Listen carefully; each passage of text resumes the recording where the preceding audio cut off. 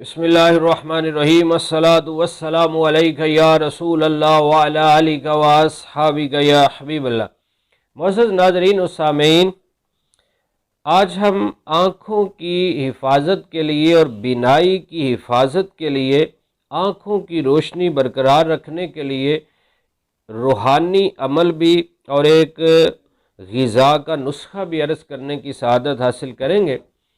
جو کوئی وضو کرنے کے بعد آسمان کی طرف دیکھ کر سورۃ القدر انا انزلناہ فی لیلۃ القدر، یہ سورۃ القدر ایک بار پڑھ لے گا، آسمان کی طرف دیکھ کر اول آخر درود شریف پڑھنا ہے۔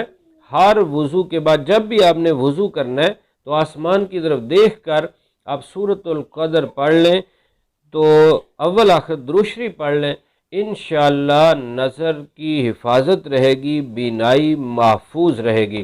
اور دوسرا جو غذا کا طریقہ ہے، ایک پاؤ مغز بادام اور ایک پاؤ مصری اور ایک پاؤ سونف، یہ تینوں چیزیں لے کر انہیں گرینڈ کیا جائے، صفوف بنا لیا جائے، باریک کر لیا جائے اور ایک ڈبہ بھر لیں۔ صبح صبح آپ 2 چمچ اس کے کھا لیں اور اس کے بعد پانی نہ پئیں تقریباً 40 منٹ تک۔ اس کے بعد جو بھی ناشتہ وغیرہ کرنا ہے کریں۔ اور یہ سردی کا موسم ہے، سردی میں اور زیادہ یہ بہتر ہے، قوت حافظہ کے لیے اور آنکھوں کی بینائی کے لیے یہ ایک بہت ہی اچھی غذا ہے، تو اس کو استعمال فرما لیجئے۔ اور ساتھ ہی روحانی عمل بھی وضو کے بعد آسمان کی طرف دیکھ کر سورۃ القدر پڑھنے کا معمول بنا لیں۔ اور نماز کے بعد بھی اگر یا نورو یا نورو یہ 11 بار پڑھنا ہے، اول آخر درود شریف پڑھنا ہے، 11 بار پڑھنے کے بعد انگلیوں کو اس انداز سے کر کے پوروں پہ پھونک مارنی ہے اور آنکھوں پر لگا لینے، تو انشاءاللہ اس کی برکت سے بھی بینائی محفوظ رہے گی، آنکھیں سلامت رہیں گی۔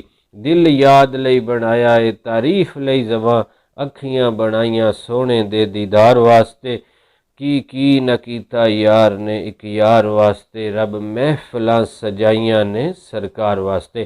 اللہ تعالی ہمیں آنکھوں سے دیدار مصطفیٰ بھی عطا فرمائے اور ہر برائی دیکھنے سے ہم بچیں، اچھی چیزوں کو دیکھیں، انشاءاللہ دل میں بھی سرور آئے گا اور آنکھوں میں بھی نور آئے گا۔